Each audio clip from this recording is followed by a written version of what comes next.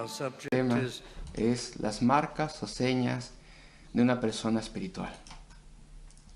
Ustedes habrán notado, espero yo, que me he brincado por lo pronto el capítulo 7, lo he dejado a un lado. Hay una buena razón, porque llevamos a cabo estudios al respecto del capítulo 7 no hace mucho tiempo, y son parte de un libro que escribí, que fue producido o publicado hace poco tiempo, el cual es La vida espiritual personal, y me avergonzaría estudiar ese material otra vez tan rápido. Entonces, si pudiera hacer esto, de alentarles a que lean ese libro, para que tengan el estudio de Romanos 7, y entonces por eso vengo a Romanos 8, donde dice: ahora pues ninguna condenación hay para los que están en Cristo Jesús. Y voy a avanzar de una forma simple, expositiva, y si hay tiempo avanzaré unos 12 versículos aquí, porque son una unidad, y es una unidad muy importante. Aquí están las marcas de la gracia. Aquí tenemos la forma en la que tenemos que considerarnos a nosotros mismos para los propósitos del avance en santificación, estos principios claramente establecidos aquí. Así que voy a avanzar de una forma expositiva versículo a versículo. Primero que nada, entonces, en el versículo 1, donde se nos dice: ahora pues ninguna condenación hay para los que están en Cristo Jesús. Ustedes se acordarán del concepto de que nosotros estemos en Cristo. Cuando Él estaba en la cruz del Calvario, estábamos ahí. Nuestra vida pasada estaba ahí, con Él, en Él. Y cuando Él sufrió y murió, Él tomó nuestra culpabilidad. Nuestra culpabilidad estaba ahí en la cruz del Calvario. Cuando Él se levantó una vez más de los muertos, nuestra certeza de resurrección final estaba ahí, porque estábamos en Él, el concepto de que estábamos en Él. Y se nos recuerda esto también aquí. Entonces dice: ahora pues ninguna condenación hay para los que están en Cristo Jesús. Y quiero venir a estas palabras: los que andan o caminan no conforme a la carne, sino conforme al Espíritu. ¿Quiénes andan? Es una traducción aquí de caminar o andar, del griego, y podríamos tal vez refinarla un poco.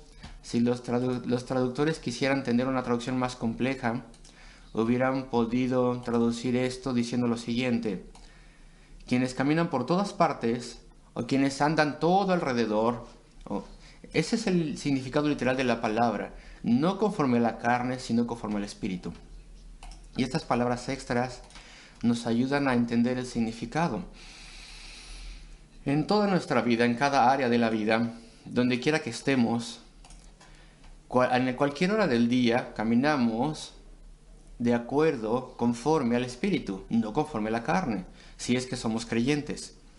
No es solamente que estemos avanzando en el Espíritu en ciertas horas durante el día, en el día del Señor, cuando estamos con cierta compañía, sino que tiene que ser nuestro comportamiento característico general, que caminemos de acuerdo al Espíritu. Y esto será explicado. Hay que caminar por todo lugar, no conforme a la carne. Eso es la naturaleza pecaminosa humana. Eso es lo que el apóstol Pablo quiere decir cuando dice la carne a través de estos capítulos de Romanos. No conforme a los que caminan de acuerdo a los impulsos de la carne, sino que más bien caminemos conforme al Espíritu, con una E mayúscula, el Espíritu Santo que mora dentro de nosotros. Y necesitamos explicar estas cosas. Entonces, primero que nada, para poder establecer lo que dice el capítulo, ¿qué significa andar conforme a la carne? Bueno, significa que somos personas que se preocupan por las cosas terrenales. No necesariamente estamos hablando al respecto de incrédulos obvios, sino que puede ser que alguien que tiene cierto nivel de profesión de fe en Cristo, de hecho, no ha sido salvo. Eso puede ser, y está caminando de acuerdo a la carne. Tal vez no cometen pecados extremos o pecados que cometen de forma muy libre, pero no han sido convertidos, son pecadores no perdonados ante los ojos de Dios, y aún así ellos pueden suponer que son personas convertidas. Entonces piensen al respecto de ambos extremos de pecaminosidad.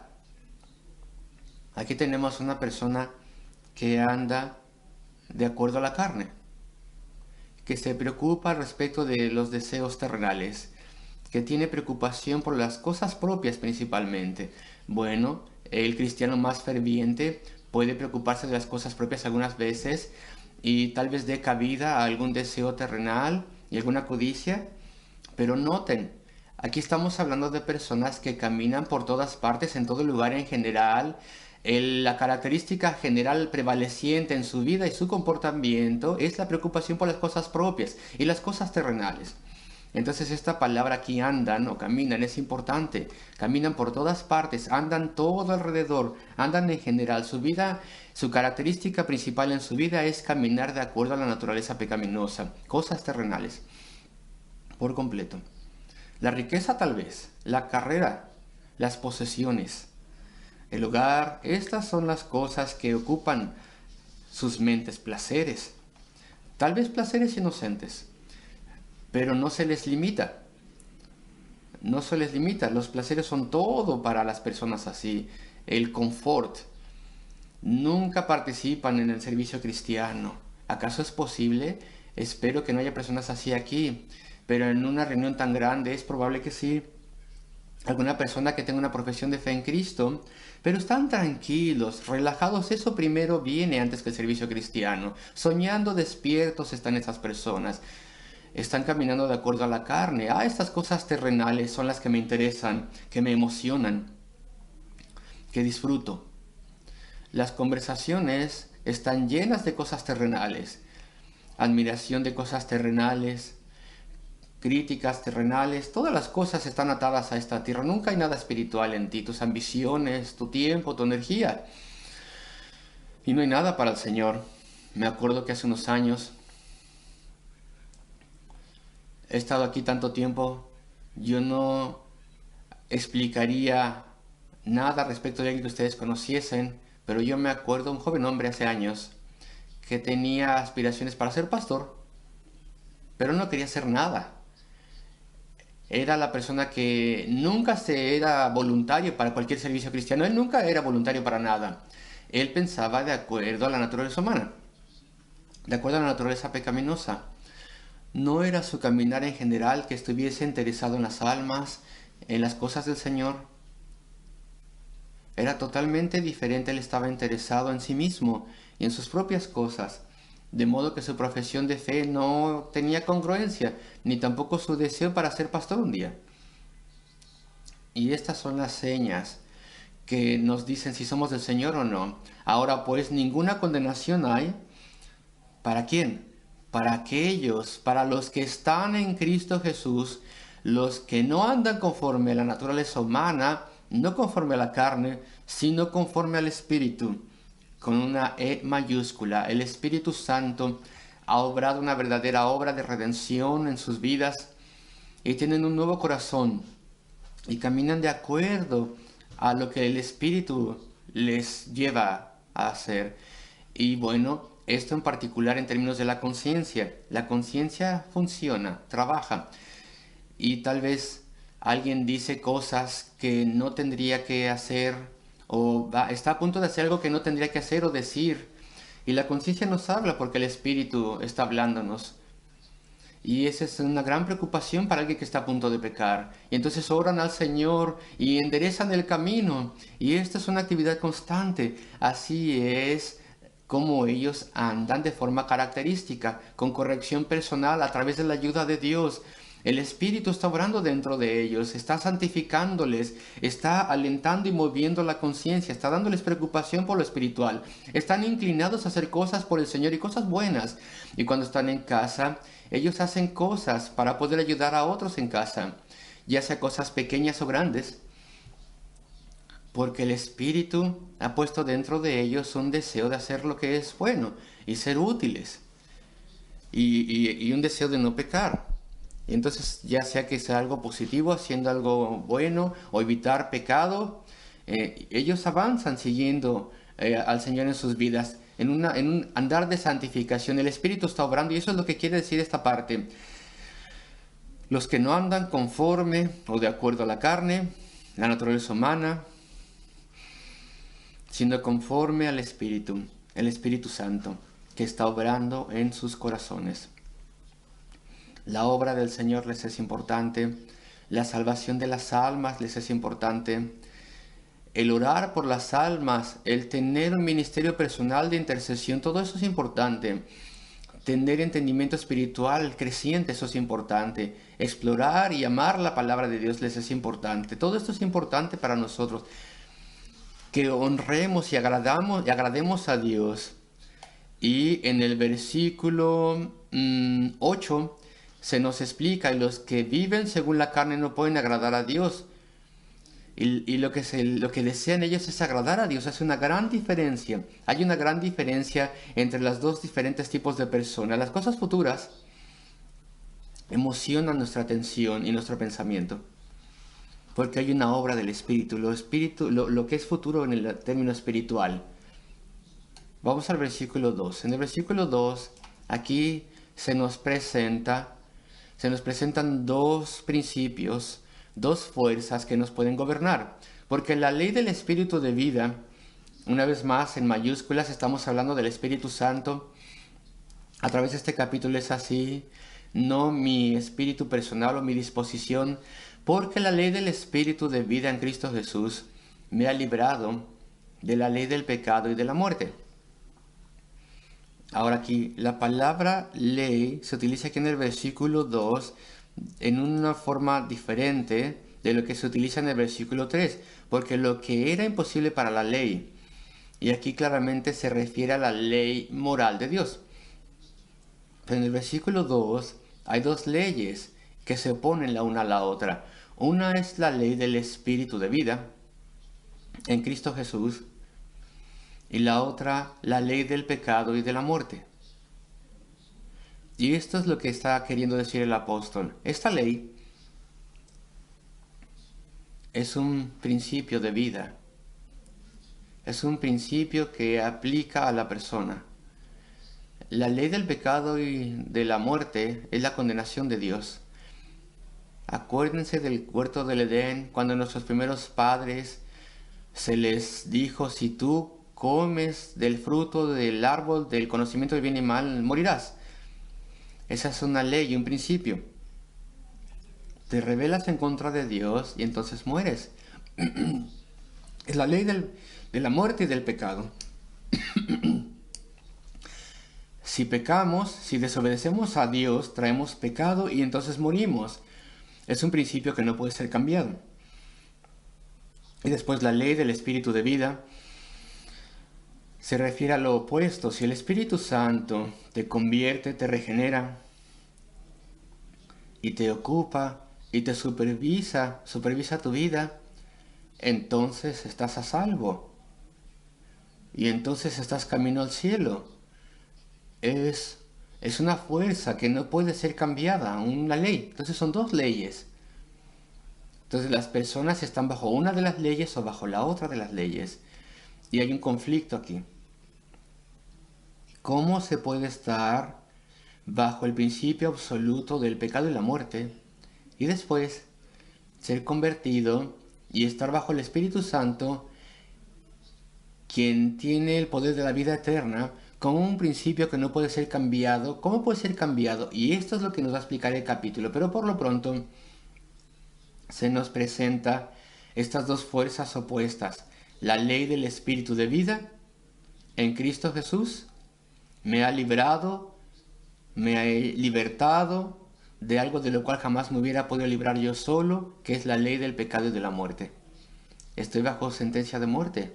Mi cuerpo morirá. Y yo iré ante Dios en juicio. Versículo 3.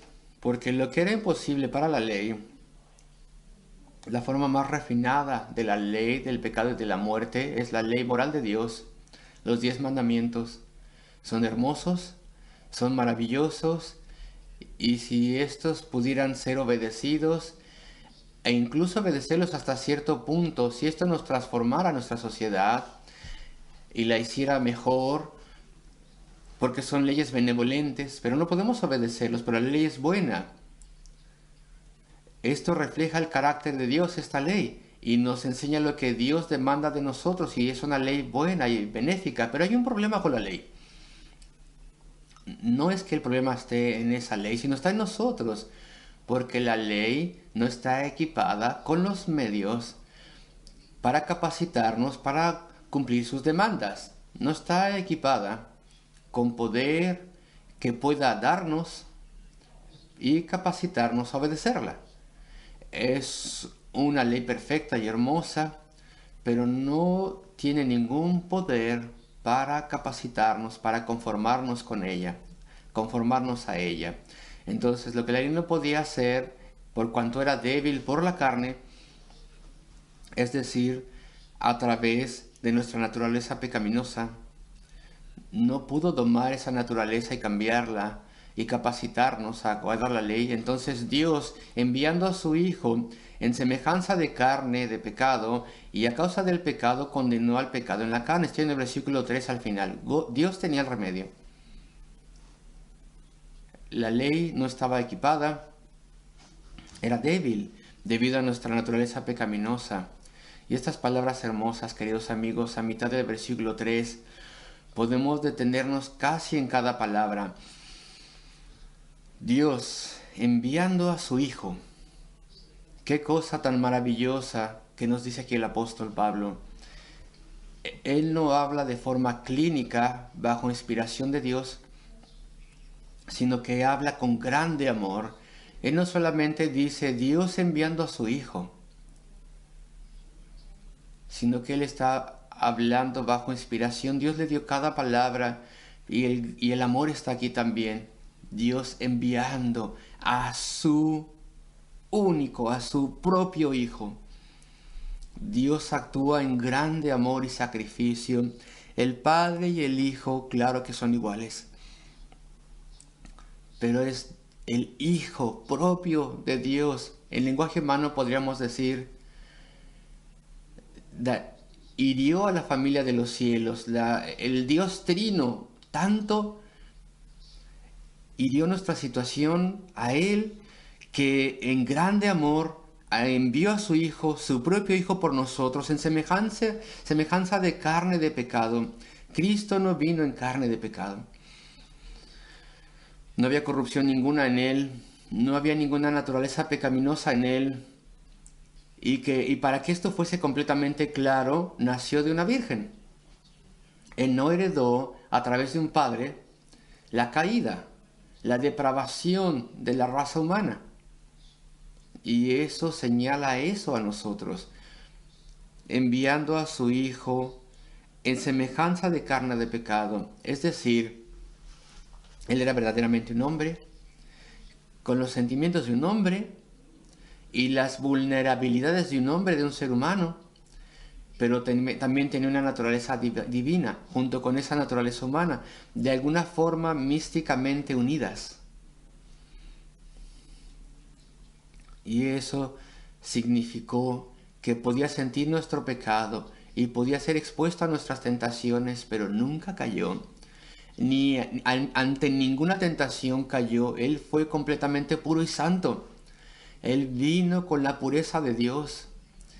Y a pesar de que era vulnerable y verdaderamente un hombre con una naturaleza humana, Él resistió toda tentación y vivió la vida más perfecta y honorable que podamos imaginar.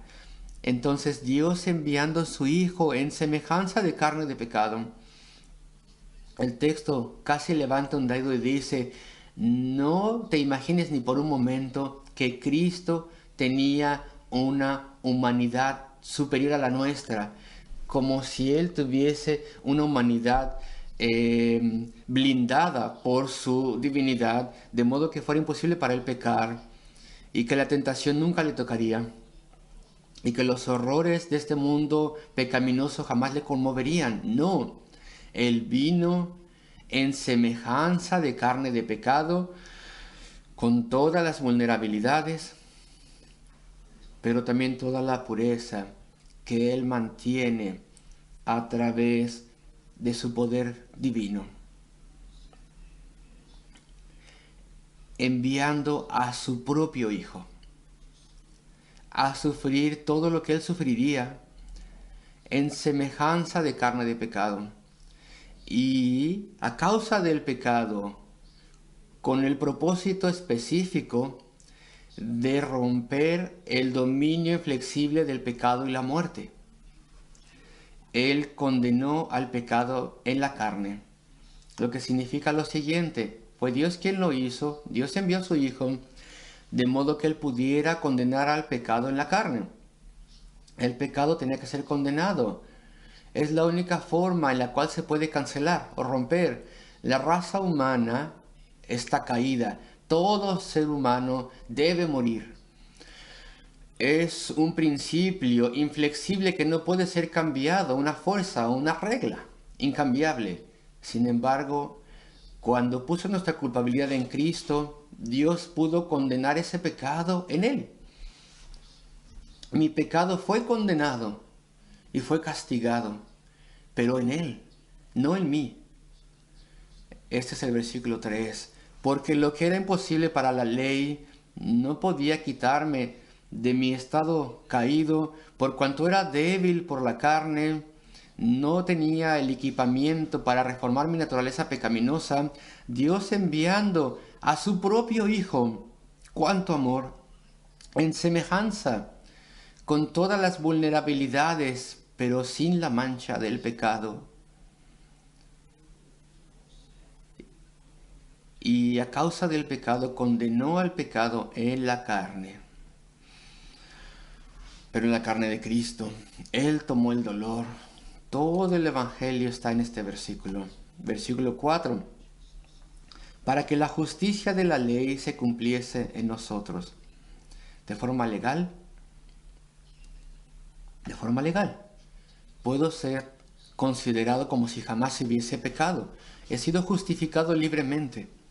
Porque mi pecado ha sido castigado, pero en Cristo ha sido castigado. En efecto, Dios me dará una nueva naturaleza, su Espíritu me hará nuevo, de modo que yo deseo no pecar y ahora lucho en contra del pecado. Y en el momento de la muerte, cuando sea liberado de los últimos residuos del pecado, entonces, para que la justicia de la ley se cumpla en nosotros, ¿cómo puedo saber si soy uno de aquellos en quienes mora el Espíritu de Dios, quien ha sido perdonado y transformado? La segunda parte del versículo 4. Esta es la seña de aquel que es verdaderamente salvo, que no andamos conforme a la carne, no de acuerdo a la carne, sino conforme al Espíritu, que andan por todo lugar.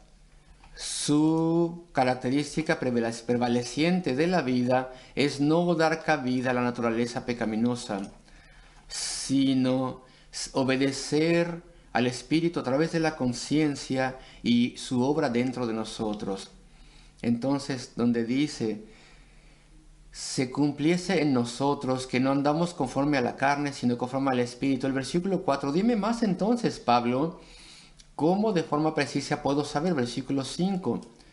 Porque los que son de la carne, los que viven conforme a la carne, piensan o ponen la mente en las cosas de la carne. Esto es literalmente aquí en el griego, una mente.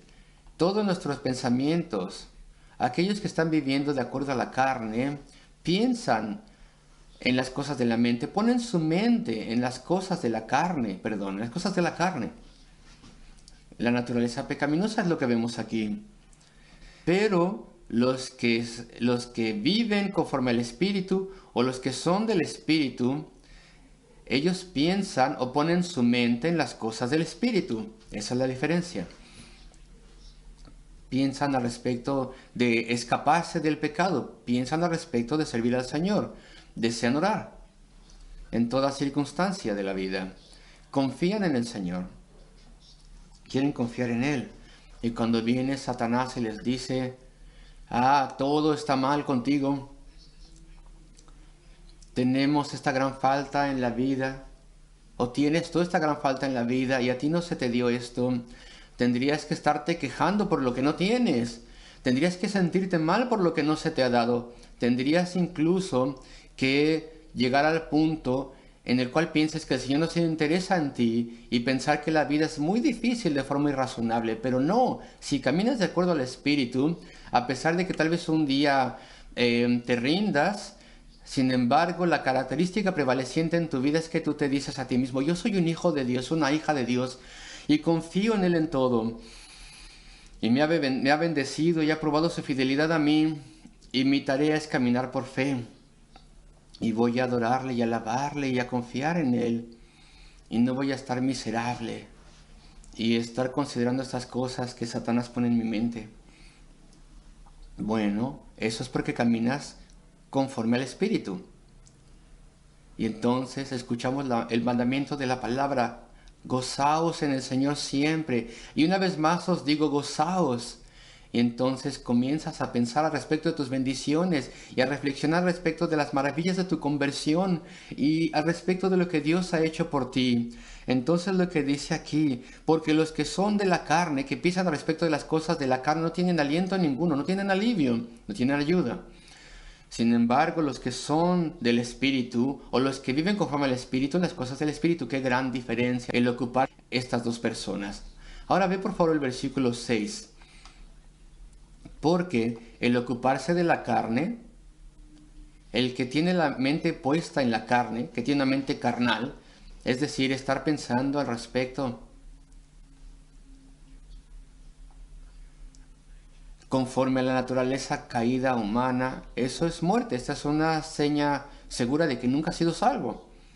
Pero el ocuparse del Espíritu, el tener la mente puesta en el Espíritu, el pensar al respecto de cómo el Espíritu Santo te guía, eso es vida y paz. Tienes poder para mejorar, para servir al Señor. Y esto es paz, es certeza. Tú sabías que probablemente, yo no sé si el 70%, el 80%, el 90% incluso por ciento, pero el porcentaje que sea, la mayoría de la certeza viene a través del hecho de que estamos luchando en contra del pecado. Allí es donde está nuestra certeza, de ahí la obtenemos. Porque el ocuparse de la carne es muerte, pero el ocuparse del Espíritu es vida y paz. El tener la mente puesta en la carne es muerte, pero la mente puesta en el Espíritu es vida y paz, certeza de comunión con Dios. Quiero explicártelo. Es muy fácil. El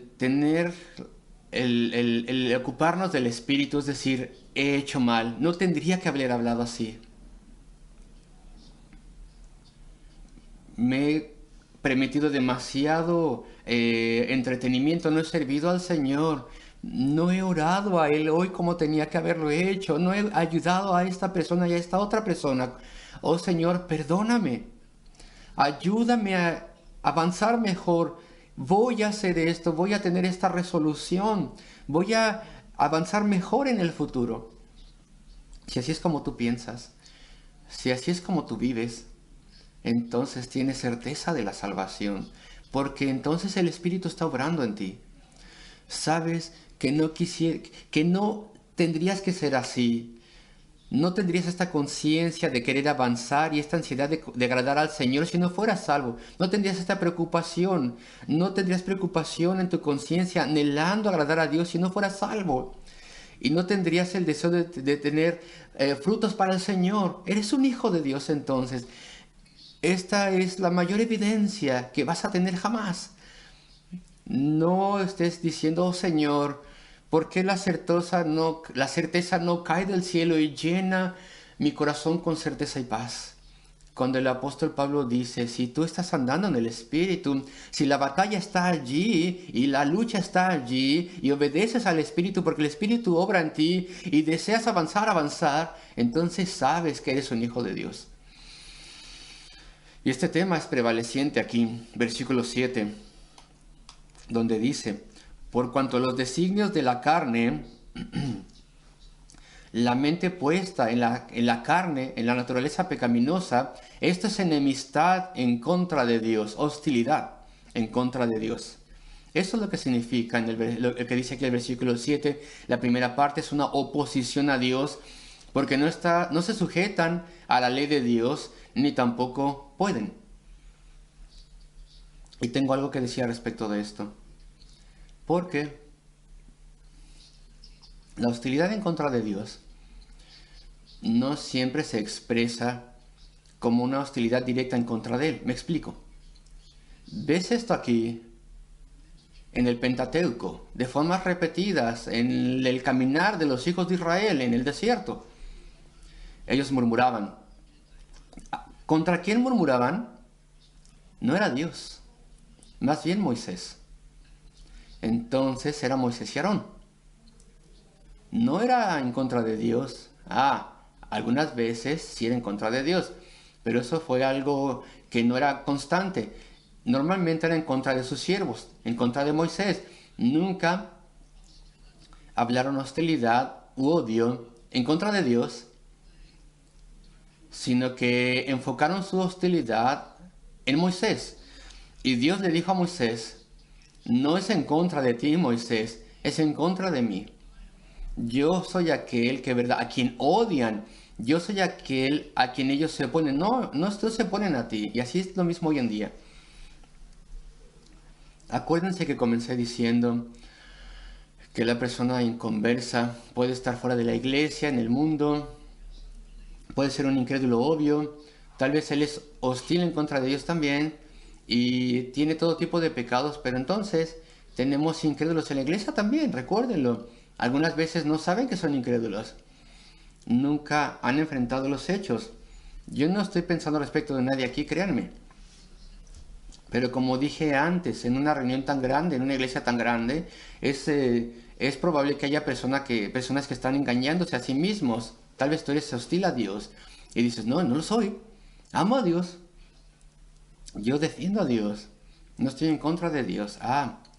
Pero así como los hijos de Israel, tu hostilidad puede ser dirigida tal vez en contra de mí, el pastor. Yo no sé que hay, yo no estoy consciente de que hay hostilidad en contra de mí directa. Tú no me lo has dicho, pero tal vez lo hay. Y voy a dar un ejemplo, y tal vez será obvio así. Hace unos 7 años, escribí un artículo en la revista de la iglesia Sword and Travel. No era largo, era pequeño, un comentario editorial. Y me preocupé al respecto de las personas en diferentes partes del mundo, en los Estados Unidos de América y aquí también, que dijeron: somos calvinistas, creemos la fe reformada. Y aún así sus vidas y las cosas que hacían y permitían estaban completamente obedeciendo al mundo, eran mundanos y sus iglesias eran mundanas y la adoración era mundana. Y había esta gran contradicción. Entonces escribí un artículo y simplemente es una preocupación al respecto del hecho de que el calvinismo y la mundanalidad se han unido. Y eso es imposible. El nuevo calvinismo, que dice que uno puede ser creyente y mantener las doctrinas de la fe y todavía se puede vivir de forma similar a un mundano, eso es el nuevo calvinismo. Y ese artículo causó bastante reacción y de hecho había unos 2 o 3 pastores, conferencias de pastores, donde imprimieron el artículo y lo pusieron en las sillas de todos los pastores en la conferencia. Ellos estaban a favor de este artículo. Quería que se notase que esas cosas que se mencionaban ya estaban mal.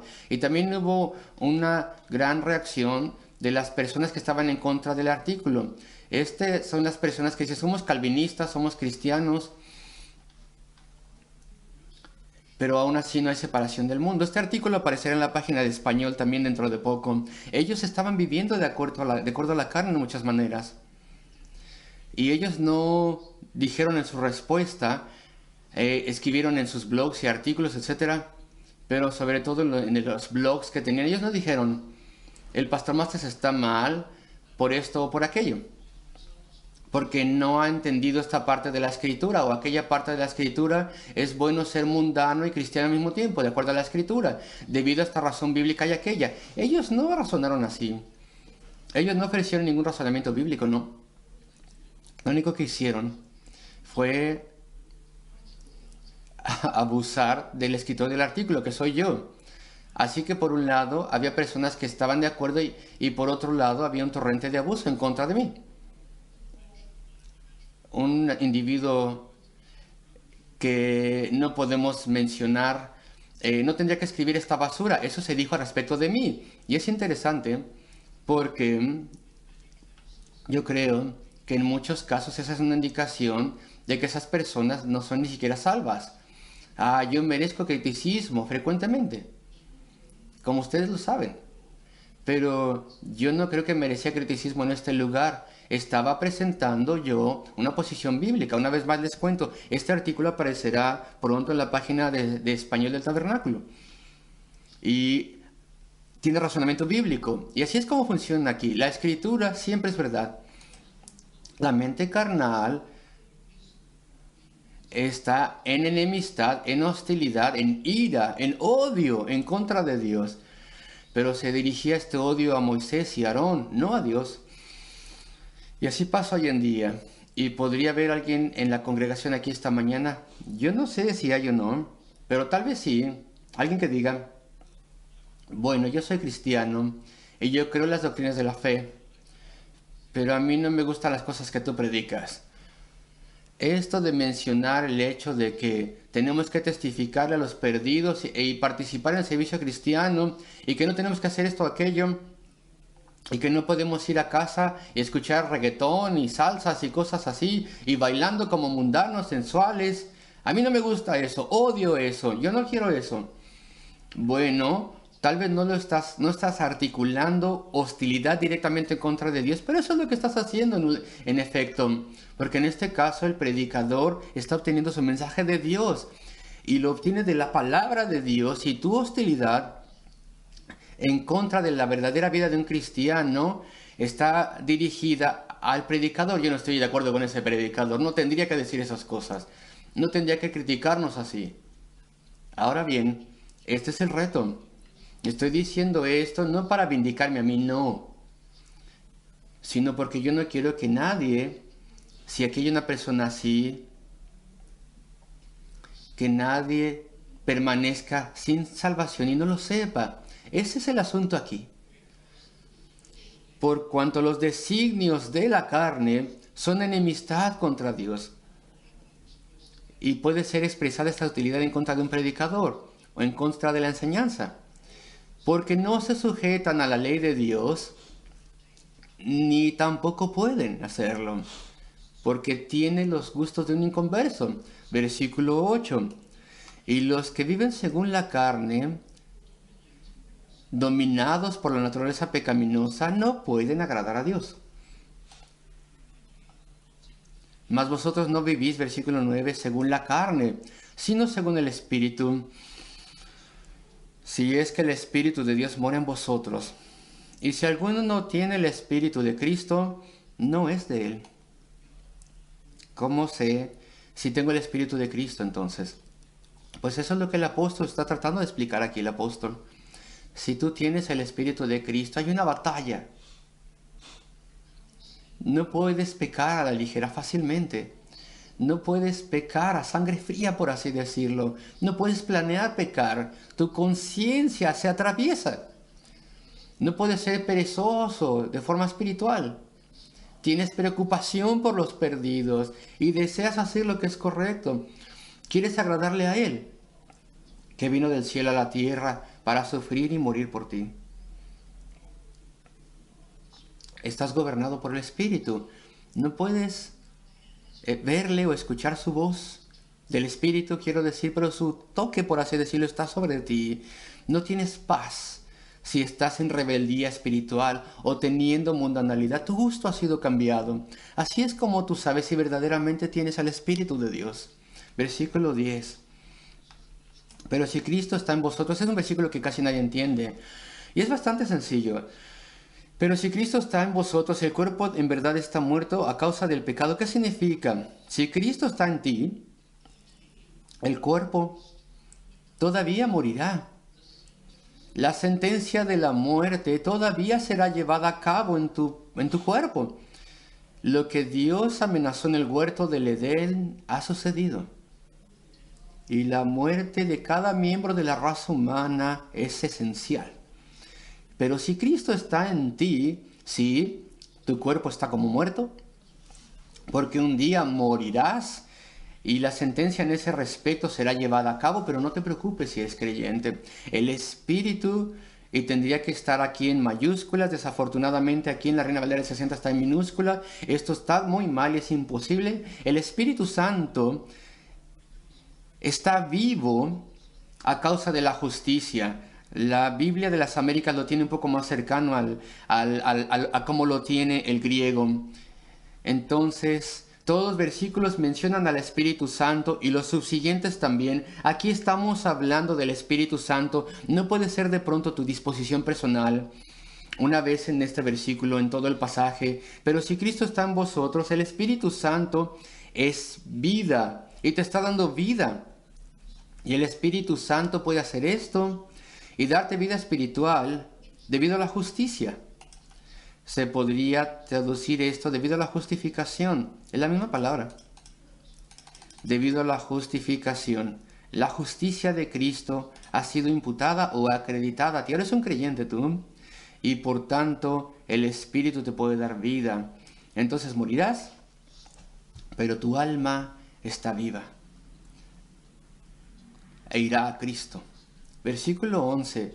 Y si el espíritu de aquel, y qué confort es esto para nosotros, si el espíritu de aquel que levantó de los muertos a Jesús mora en vosotros, el que levantó de los muertos a Cristo Jesús vivificará también vuestros cuerpos mortales. Así que si Cristo está en ti, el cuerpo está ya como muerto debido al pecado, y morirás, pero tu espíritu está vivo debido a que el Espíritu está en ti. Porque Cristo ha muerto por ti y ha imputado o acreditado su justicia a ti. Y por tanto ese mismo Espíritu, el Espíritu de Dios el Padre que levantó a Cristo, aquí en el versículo 11 se refiere a Dios Padre. Si el Espíritu de Él, de aquel, lo pondríamos en mayúsculas aquel, porque estamos hablando de Dios el Padre, que levantó de los muertos a Jesús, mora en vosotros, y ese Espíritu, entonces te levantarás tú también de los muertos. Él tiene el poder para hacerlo y lo ha demostrado. Él vivificará tu cuerpo mortal, así que estos dos versículos dicen esto. Si Cristo está en ti, tu cuerpo morirá, pero no te preocupes, aunque muera tu cuerpo, porque el Espíritu Santo dentro de ti, y en última instancia tu cuerpo será reconstituido en el día de la resurrección y será traído de vuelta a la vida, versículo 12. Así que, hermanos deudores somos, tenemos una deuda, no a la carne para que vivamos conforme a la carne. Tal vez tú estás viviendo de acuerdo a la naturaleza. Tal vez estás viviendo de acuerdo a la carne, aun cuando has sido convertido. Déjalo a un lado inmediatamente. Tienes una gran deuda y tienes una obligación para con Dios, quien te ha librado. No a que sigamos los dictámenes de la naturaleza humana, los designios de la naturaleza humana, sino para que vivamos conforme al Espíritu. Y tendría que explicarlo más otra vez, pero el versículo 13, porque si vivéis conforme a la carne moriréis, significa no eres cristiano, más si por el Espíritu hacéis morir las obras de la carne. ¿Y cómo mortificamos las obras de la carne? Eso lo consideraremos en otro momento. Entonces viviréis. Versículo 14. Porque todos los que son guiados por el Espíritu de Dios, y las personas cometen errores tontos. El Señor me llevó a hacer esto. El Señor me llevó a hacer aquello. ¿Acaso no lo has escuchado de diferentes personas? El Espíritu me habló. ¿No sabes que soy un cristiano superior?